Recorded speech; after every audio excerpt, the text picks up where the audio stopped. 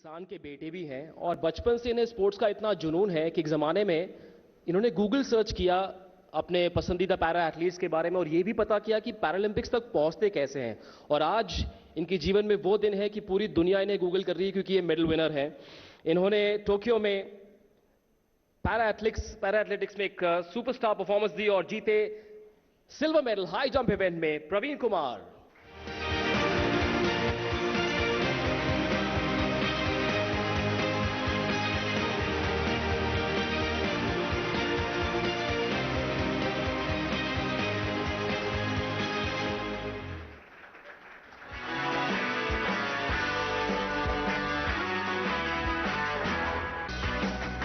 तालियां बजती रहनी चाहिए।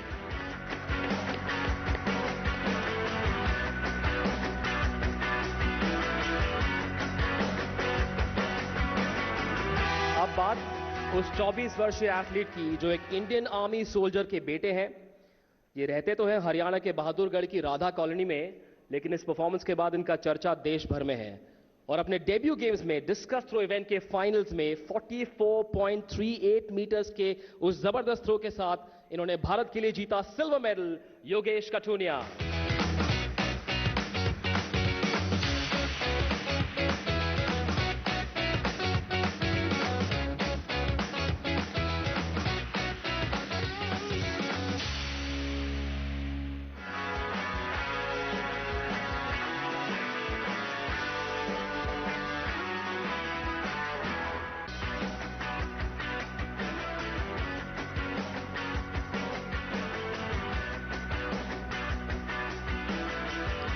और अब उस मेडलिस्ट की बारी जो हिमाचल प्रदेश के ऊना डिस्ट्रिक्ट के बदाऊं से हैं। वैसे इनके नाम का मतलब भारतीय शास्त्रीय संगीत के 7 सुरों के 7वां सुर है, यानी कि नी। और टोक्यो में इन्होंने मेंस हाई जंप इवेंट में जीता सिल्वर मेडल। निषाद कुमार।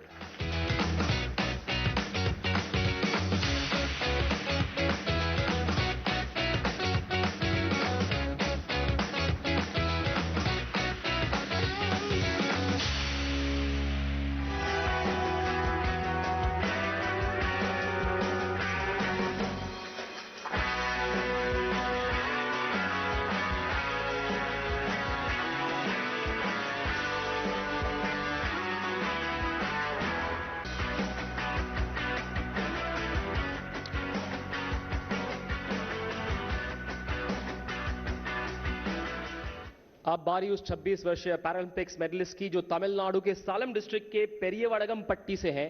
इन्होंने रियो 2016 में गोल्ड मेडल जीता था और टोक्यो में मेंस हाई जंप इवेंट में हासिल किया भारत के लिए सिल्वर मेडल। मरियप्पन थंगवेलु।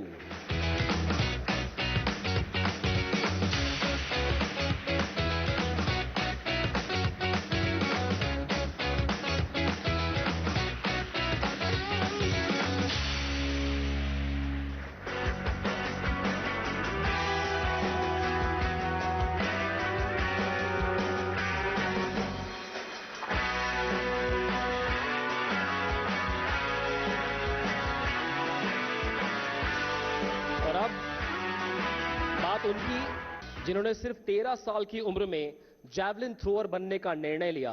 इनका पहला पैरालंपिक्स मेडल आया था 2004 में। 2016 रियो में भी इन्होंने गोल्ड मेडल जीता। वैसे ये बढ़ती उम्र के साथ और बेहतर होते जा रहे हैं और टोक्यो में इन्होंने जैवलिन थ्रो इवेंट में जीता भारत के लिए सिल्वर मेडल। इनके नाम है 3 पैरालंपिक्स मेडल। इंडियन कंटिजेंट के सीनियर मेंबर देवेंद्र झाझरिया।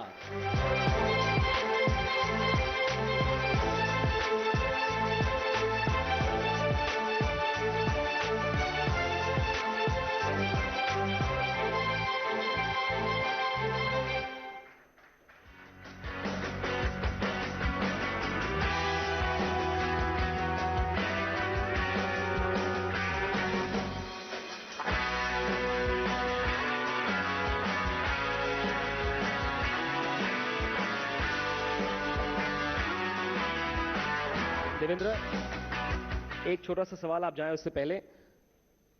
2004 में जब आप पैरालंपिक्स गए थे तो खुद के पैसे से गए थे।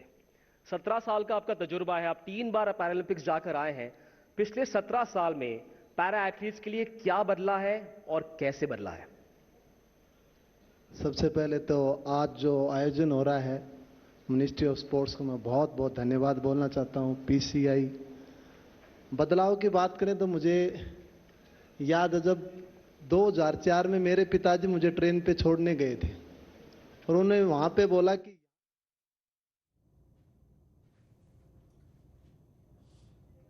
जी हाँ, तो आप ये देख रहे हैं कि पैरा ओलंपिक के सूरमाओं का सम्मान कर रहे हैं इस वक्त केंद्रीय मंत्री, और इन्होंने वाकई जो किया है वो अद्भुत है, अद्वितीय है। अब ये ऐतिहासिक यहाँ पर कई रिकॉर्ड सारे तोड़ दिए, और यही समझिए कि अब तक कुल 12 पदक थे पैरा ओलंपिक्स में भारत के नाम। इसी साल 19 पदक जीत लिए इन खिलाड़ियों ने।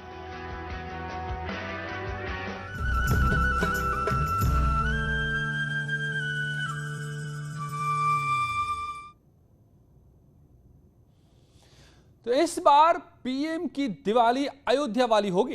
रामनगरी में पीएम का बेसब्री से इंतजार हो रहा है।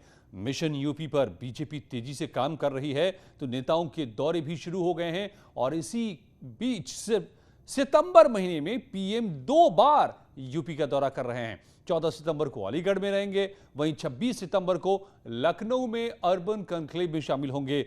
और इससे भी बड़ी खबर तो यह है कि पीएम मोदी इस दिवाली अयोध्या में हो सकते हैं।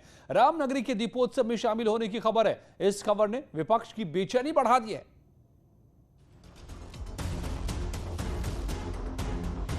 राम काज किनु बिनु मोहि कहां बिसरा।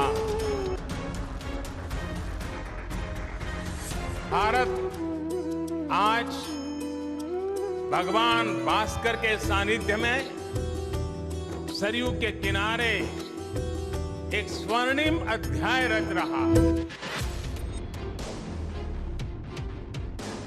श्री राम का मंदिर हमारी संस्कृति का आधुनिक प्रतीक बनेगा, शाश्वत आस्था का प्रतीक बनेगा। और उसी प्रतीक को देखने के लिए हिंदू समाज 500 साल से इंतजार कर रहा था, जिसकी नींव 5 अगस्त 2020 को पीएम मोदी ने रखी। पीएम मोदी ने जो प्रण लिया था उसे पूरा किया और राम जन्मभूमि की माटी को माथे से लगाकर मंदिर निर्माण के साथ अयोध्या के विकास का बीड़ा उठाया। राम मंदिर शिलान्यास को 1 साल से ज्यादा हो गए। मंदिर की नींव का काम मार्च तक पूरा हो जाएगा। लेकिन इस बीच खबर है कि पीएम मोदी रामनगरी को देखने दिवाली पर अयोध्या जा सकते हैं। हमारे लिए और सबके लिए, पूरे देश के लिए बहुत खास है कि अयोध्या में दीपोत्सव में देश के यशस्वी प्रधानमंत्री, जिनका संकल्प था, जिनकी पार्टी का संकल्प था कि यहाँ पर भव्य राम मंदिर का निर्माण हो, और हम सर्वोच्च न्यायालय के आदेशानुसार अभी माननीय प्रधानमंत्री ने उसका शिलान्यास भी किया था, माननीय मुख्यमंत्री जी भी थे वहाँ पर मौजूद।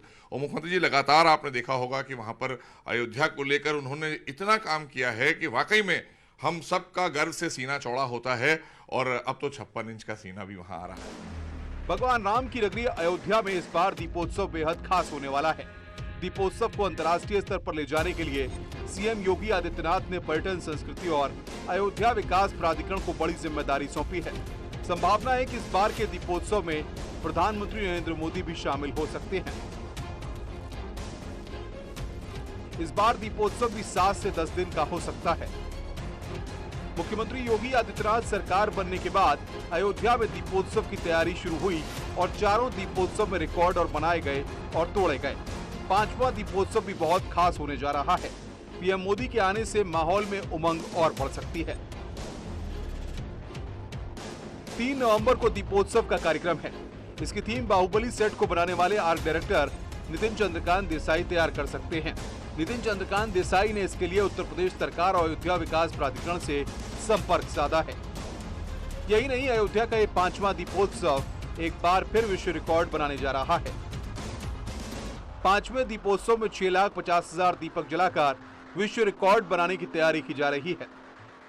इस बार 7 लाख दिए जलाए जाएंगे, और हमें लगता है कि सभी लोग पूरे देश से जाना चाहेंगे वहां पर। और इस दीपोत्सव का अलग मजा ही होता है, क्योंकि दीपावली जो है वो जब प्रभु श्री राम का भव्य राम मंदिर का निर्माण भी चल रहा हो, और देश के प्रधानमंत्री से लेकर उत्तर प्रदेश के मुख्यमंत्री और सारे लोग हों, सारे श्रद्धालु हों वहां पर, और वहां पर जो एक माहौल होगा वो अपने आप में आस्था और कहीं ना कहीं कहना चाहिए भावनात्मक भी होगा, देखने वाला दृश्य होगा। यूपी सरकार सिर्फ दीपोत्सव की तैयारी नहीं कर रही है, बल्कि अयोध्या को संवारने पर जोर है। दीपोत्सव से पहले 35 करोड़ से अयोध्या की सड़कें, गलियां, नालियां, क्रॉसिंग को संवारने के निर्देश दिए गए हैं। अयोध्या का 5वां दीपोत्सव में त्रेता युग की थीम नजर आएगी। इस बार के दीपोत्सव में अंतर्राष्ट्रीय स्तर की रामलीला का मंचन किया जाएगा। अयोध्या में प्रवेश मार्गों से लेकर राम की पैड़ी, सरयू घाट से लेकर राम जन्मभूमि तक, इन सभी जगहों पर विशेष सेट तैयार किए जाएंगे, जिससे अयोध्या आने वाले पर्यटक दीपोत्सव में अपने आप को और राममय में लीन पाएंगे। प्रधानमंत्री जी दीपोत्सव पर अयोध्या इस बार आएंगे और अयोध्या में भव्य कार्यक्रम होने वाला है, तो किस तरह तैयारी है? भैया जबरदस्त तैयारी है। देखिए, माननीय मुख्यमंत्री योगी आदित्यनाथ जी के नेतृत्व में जिस दिन से इस प्रदेश की बागडोर आई है, प्रदेश नित्य नए आयाम छू रहा है।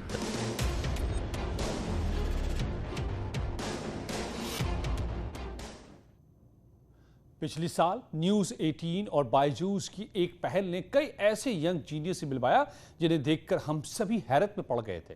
उम्र इनकी भले छोटी हो, पर जब न्यूज़ 18 के मंच पर इन्होंने अपने बड़े काम दिखाए तो पूरा देश इन्हें बस देखता ही रह गया। कोई मैथ्स तो कोई म्यूजिक, कोई स्पोर्ट्स तो कोई आर्ट्स, सबके सब वाकई निकले अपनी फील्ड के जीनियस।